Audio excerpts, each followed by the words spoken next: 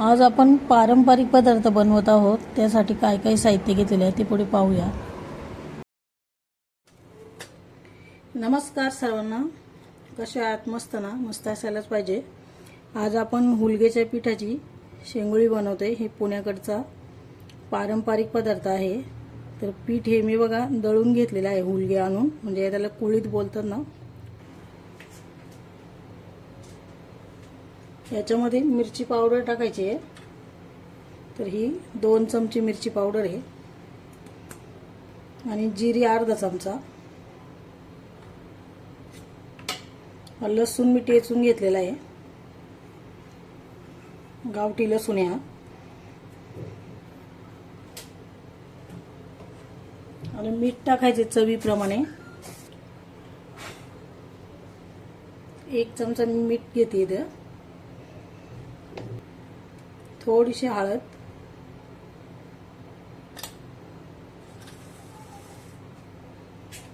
आता हे मिक्स करून घ्यायचं सगळं। पीठ आणि हा सर्व मसाला आहे ना, तो एकत्र करून घ्यायचा। म्हणून याच्यामध्ये थोडं थोडं पाणी टाकीत पीठ मळायचं। पीठ एकदम पातळ नाही झालं पाहिजे, घट्टसर पीठ लागतं याला। पूर्वी कसं हा शेंगुळे हा पदार्थ आहे ना खूप केला जायचा आणि सर्वजण खात पण होते तेव्हा, त्यामुळं भरपूर प्रमाणात केला जायचा। शेंगुळी, पुरणपोळी हा एकदम पारंपरिक पदार्थ आहे।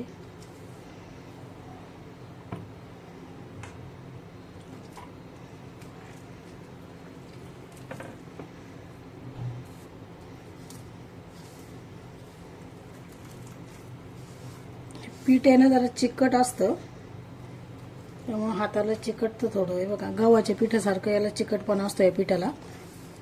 आणि चांगलं बारीक दळलेलं आहे, त्यामुळे अजूनच चिकटपणा आहे।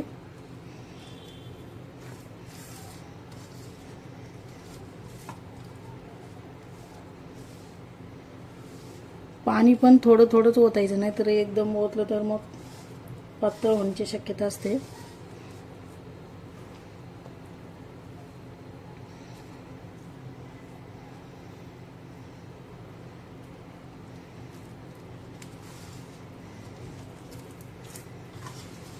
म्हणून हा एकदम पौष्टिक पदार्थ आहे शरीरासाठी। तर बघा असं आपलं पीठ मळायचं होतंय आता। असं पीठ मळायचं घट्टसर।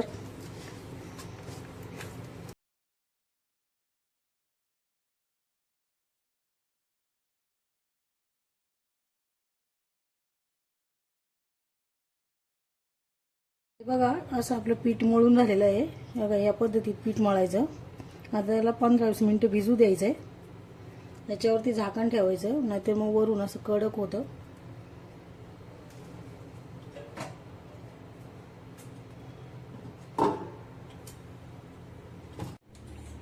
इथे गॅसवरती ना मी तोपर्यंत पाणी उकळायला ठेवते। तर याला पाणी उकळायला ठेवायला लागतं शेंगुळे बनवण्यासाठी। तर पाण्याला चांगली उकळी आली पाहिजे, त्यामुळे मी ते पाणी तापायला ठेवले।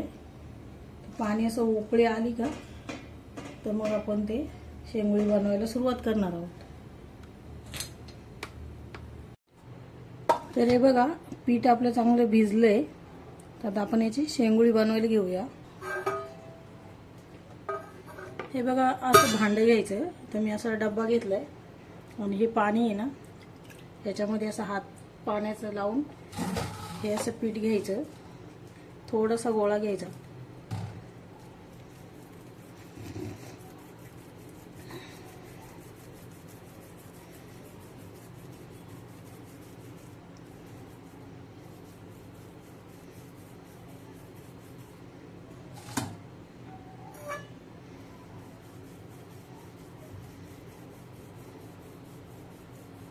असं बारीक पातळ वेळ आला पाहिजे।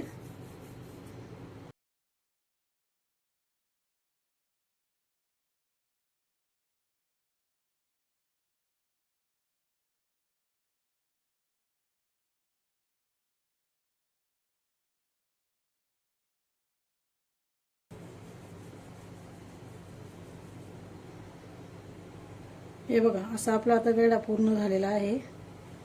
तर कसे वाटले तुम्हाला, व्हिडिओ कसा वाटला नक्कीच कमेंट करून सांगा. आणि व्हिडिओला लाईक, शेअर आणि सबस्क्राईब करा. आणि अशी शेंगोळी करून बघा. तर याप्रमाणे मी बाकीच्या पिठाच्या बनवून घेते.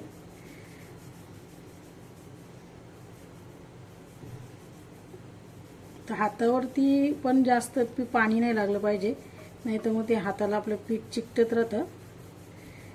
त्यामुळे थोडंसंच पाणी घ्यायचं.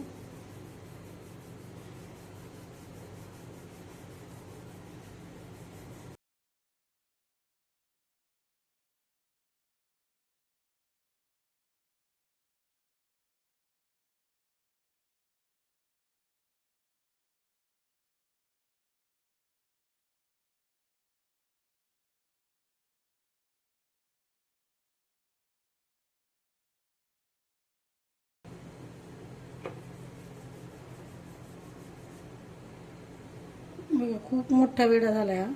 पूर्वी अशीच करायचे हातावरची शेंगोळी. हे बघा, पाण्याला उकळी आली आणि याच्यामध्ये तेल टाकायचं थोडं.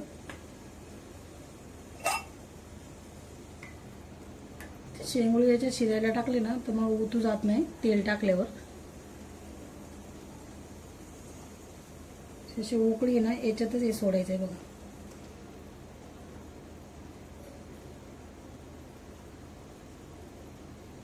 शिजल्यावरती आपोआप हे वरती येते.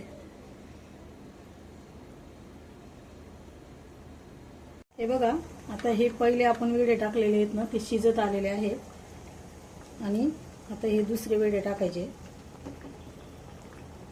लगेच एकावरती एक नाही टाकायचे, नाही तर ते चिटकतात.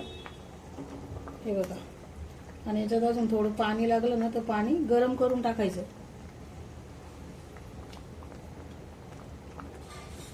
तर बाकीचे 2-3 आहे ते हे शिजल्यावर टाकणार आहे मी.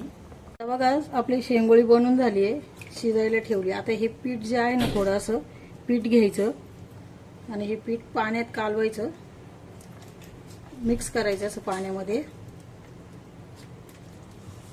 हे पाणी आपलं ते कढईमध्ये मिक्स करायचं.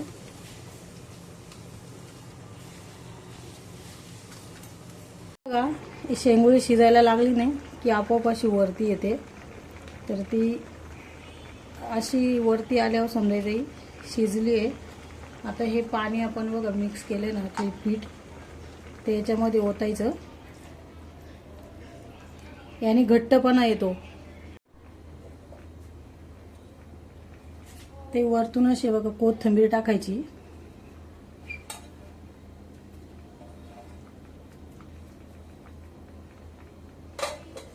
आणि शेंगदाण्याचा कूट टाकायचा. खूप छान चव येते. चवीला खूप छान लागते शेंगोळी. तुम्ही करून बघा नक्कीच. व्हिडिओ आवडला तर लाईक, शेअर आणि सबस्क्राईब करा.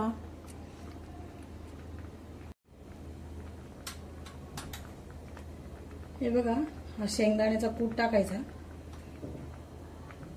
आम्ही पूर्वीपासून आहे ना अशीच शेंगोळी बनवतो. तुम्ही अशी बनवून बघा, चवीला फार छान लागते. एकदा बनवाल तर पुन्हा पुन्हा बनवाल. आणि तिखट कमी तिखट आहे तुमच्या मनावरती आहे. हे बघा, अशी आपली शेंगोळी तयार झालेली आहे. हे बघा, तर ही तुम्ही भाकरीबरोबर चपातीबरोबर खाऊ शकता. शक्यतो बाजरीची भाकर किंवा ज्वारीची भाकर, तर ह्या दोन्हीपैकी एक भाकरीबरोबर खूप छान लागते. आणि खूप पौष्टिक पदार्थ आहे. नक्कीच बनवून बघा. हे बघा, शेंगोळी आपली तयार झालेली आहे शिजून.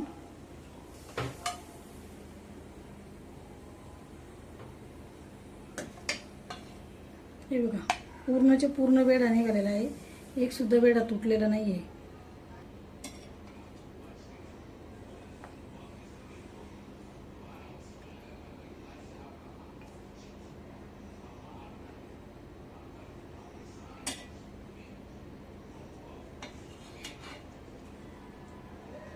खूप मोठे मोठे वेडे झाले बघा. बघा, अशी शिजली आहे ना मस्त. तर ही शिजली कसं समजायचं, हे बघा अशी तुटली पाहिजे आणि खाल्ली ना तर पिठाळ नाही लागली पाहिजे. शेंगोळी आपली चांगली शिजलेली आहे.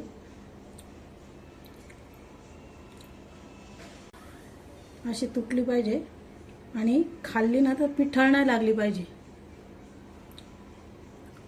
शेंगोळी आपली चांगली शिजलेली आहे.